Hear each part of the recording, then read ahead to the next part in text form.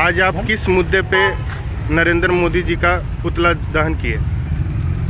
आज सरायकेला खरसावां जिला कांग्रेस कमेटी के निर्देश पर आदित्यपुर नगर कांग्रेस कमेटी के हमारे अध्यक्ष राहुल यादव जी के द्वारा इस अम्बेडकर चौक पर भारत के प्रधानमंत्री नरेंद्र मोदी जी का पुतला इसलिए जलाया गया है कि पिछले दिनों भारतीय जनता पार्टी के ट्विटर हैंडल से देश के सर्वमान्य नेता, गरीबों के मसीहा, जन जन के लोकप्रिय नेता आदरणीय श्री राहुल गांधी जी की एक फर्जी तस्वीर रावण के तौर पर दिखाते हुए जारी किया गया।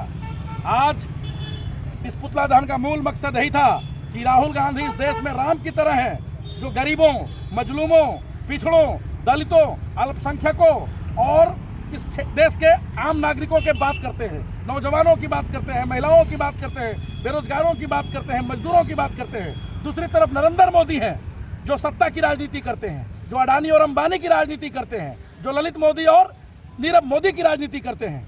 ऐसे नेता के खिलाफ आज हम लोग एकजुट हुए हैं जो देश में भाईचारा को समाप्त करने पे तुला हुआ है, देश में सांप्रदायिकता को बढ़ावा देने पे लगा हुआ है और इस देश के अंदर जातीय विद्वेष, धार्मिक विद्वेष पैदा करने की कोशिश कर रहे हैं।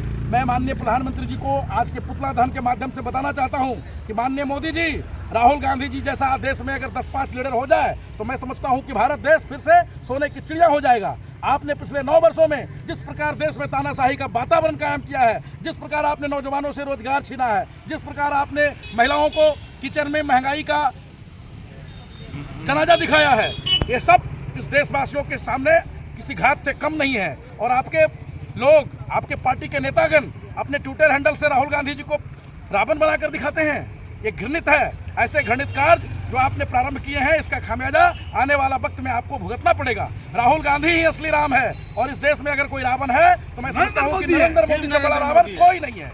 सबसे बड़ा रावण अगर कोई है तो नरेंद्र मोदी है, क्योंकि उनके राज में महिलाओं का अपहरण हो रहा है, मणिपुर में उनका बलात्कार हो रहा है, उनकी हत्याएं हो रही है।